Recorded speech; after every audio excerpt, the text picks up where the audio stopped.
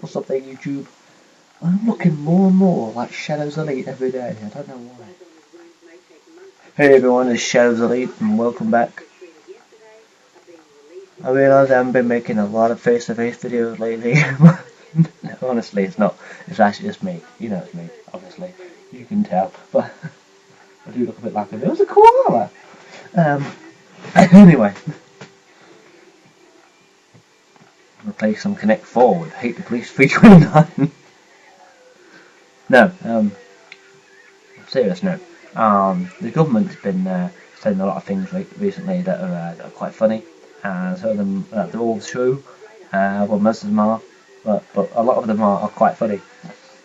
First one being is they're finally realising that wages are not increasing enough to keep up with cost of living increases. Now the cost of living goes up every year, but the amount of money you earn does not. And the cost of living is the cost of living. It's how much it costs to live. So obviously if you're not able to earn enough money to cover the cost of living, then you're not going to be living for very long, are you?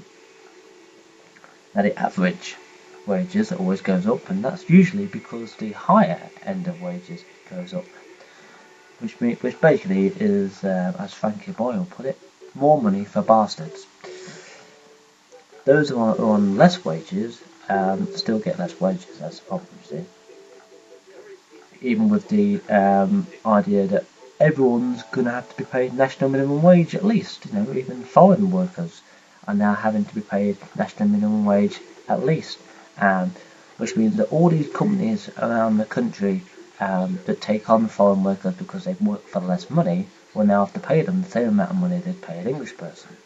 Which means quite a lot of them won't have foreign workers for very long.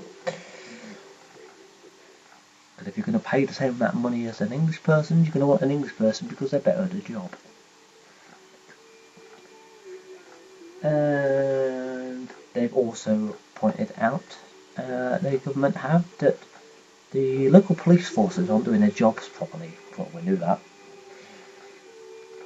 Most police forces around the country haven't done their jobs properly for quite some time, but it seems that a fifth of crimes do not get reported by the police. They get reported to the police, but the police don't actually put them in their official reports. They're not logging them onto the system and that sort of thing. And another thing the police are doing wrong is they're giving out cautions too much when they should be actually having people go to court. Basically, like, instead of sending a rapist to court or sending someone to court who's assaulted someone or broke into someone's house or whatever, they're just cautioning them. That's like saying, you broke into someone's house, well, here's the crowbar, go and do it again. That's essentially what you're saying to them. And there's also a campaign going on to allow pub landlords to get their alcohol and, you know, other supplies from places other than their parent company. Yeah, if you're one of these landlords who runs a pub that's owned by a different company and you're just like running it, like quite a lot of local pubs probably in your area, they'll be owned by like some big conglomerate company and they've just got someone running it, basically. They have to get all their drinks and supplies and whatever from the company, which means if they put their prices up, they have to put their prices up to keep up, you see. And since the parent company is always increasing their prices just to maximise their profits and not noticing the massive effect it has on the actual pubs and the customers, then they're obviously fucking stupid. But to be able, giving them the ability to get their supplies from other places means they could get them cheaper, and they could sell them cheaper, yet still get a profit, and then the parent company can go to hell because their profits will drop to fuck all, because no one will be buying their stuff off them, and then they'll probably realise that they need to lower their prices, otherwise they're going to be screwed. I mean, it's quite simple really, you put your prices up, you piss people off. And the last thing I wanted to point out today is Royal Mail. Royal Mail are concerned that they might be losing all their customers to other delivery companies because other delivery companies are doing their job faster, better, cheaper, whatever, than Royal Mail currently are. And I hope that will be a necessary kick up the arse for Royal Mail and make them actually try to improve their services, because Royal Mail have been losing customers for quite some time now, and it's not just because other companies springing up, it's because people don't want to use Royal Mail anymore because they're rubbish. And the cost of a stamp nowadays is fucking atrocious, and certain letters and envelopes and that you have to put on more than one stamp, which is even more fucking annoying. There's certain types of envelopes that you have to use for certain things, and it just pisses people off. And it's quicker, simpler, and cheaper in most cases to use a different mailing company. Like in America, you have your FedEx, and you have your other one. Is it Dropbox? I'm sure. Could be wrong, but I'm thinking Dropbox is a postal company. But whatever it's called anyway.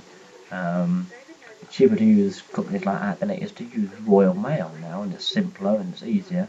Royal Mail delivers 6 days a week, whereas most of these other companies deliver 7 days a week.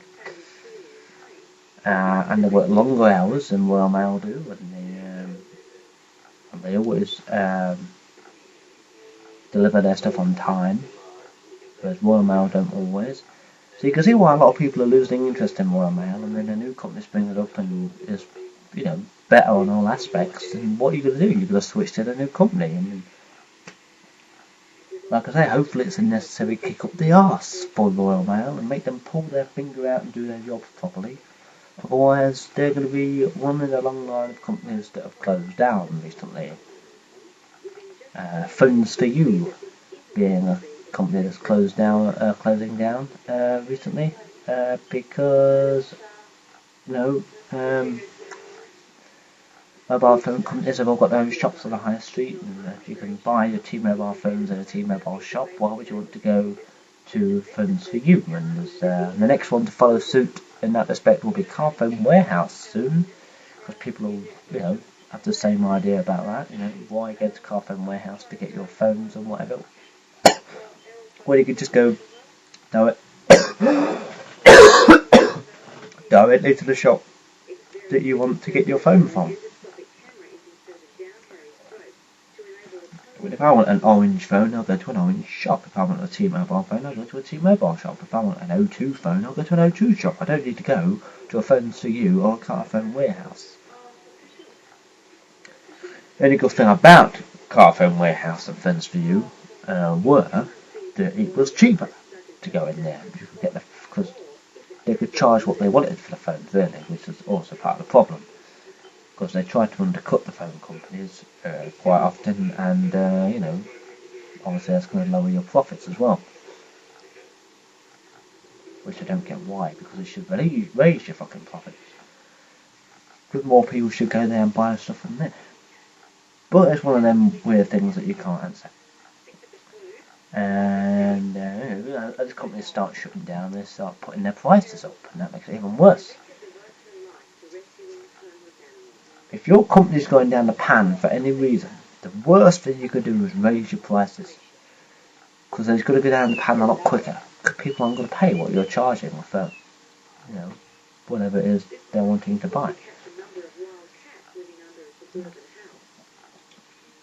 Oh, look at the kittens. Anyway, but yeah, that's a number of issues, and quite concerned that a fifth of crimes aren't being reported properly. I'm quite concerned that people are being given cautions for crimes that they should be going to court for. I'm not quite as concerned about the rest of the things, but obviously the pub one should mean cheaper drinks around the country from now on. I mean, more people stay at home and drink now because it's cheaper to get the alcohol and drink at home than it is to go out to the pub. I mean, when I was 18, 19, a typical night out for me cost me no more than 20 quid. Although a typical night out at the pub now costs me between 30 and 40. If I actually want to stay out that long or drink that much. I drink less now than I used to, because it just costs too much, really. And the massive price differences when you go into different pubs. So you can go into one pub and it will sell the same drink that you drink in other pubs, and it can cost you 20-30 pence more. It can cost up to £1 more. Now, if it's 20-30 pence, it's not much difference, but it's still a difference. I mean, it could still be the difference between having another pint or not. But when it's about £1 more, I mean, the most I've seen is about 60 pence more. But you know what I mean, you know, that's a massive difference in the two. So obviously you're going to go to this pub more than that pub, you know, because it's cheaper. They're probably going to switch onto a cheaper drink as well. Which in that pub's going to have to raise the prices even more, because it's getting less customers, which is not, like I just said, not the best thing for you to do if you're going down the pan, is to raise your prices. But giving the pubs the ability to buy their produce from somewhere else really, really helps them. You know, and it should give the companies that, you know, are at the top, trying to maximise their profits all the time, a massive dip in the amount of money they earn, because their pubs aren't going to be buying their produce from them anymore. And it should tell them, oh, hang on, we might have to lower our prices here. Because once the up top people start taking a massive dip in their profits, you know, they should very quickly realise the problem is them. Because a lot of these companies, they believe that the problem is the pub and the customers. You're not being a good enough pub, and you're not getting enough customers in. But it's not that at all. You've raised your prices too high, so I have to raise my prices too high, and the customers won't pay it. It's not the pub's fault, it's not the customer's fault, and it's not the landlord's fault. It's your fucking fault. Just because you want a shitload more money, you're causing yourself to lose out. That's the weird thing, and you don't notice that until it starts to really take its toll on, you know, your company. And then you still just put your prices up even more then, which is not the way to do it. The sooner these companies start to realise that putting their profits up in the first place was the issue,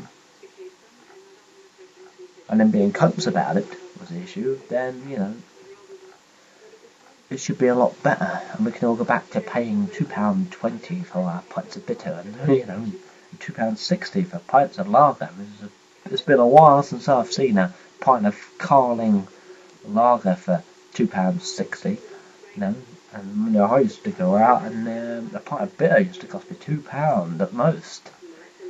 You know, some pubs I used to go into at £1.80, and that was only, what, 8 years ago? Fucking ludicrous, it really is.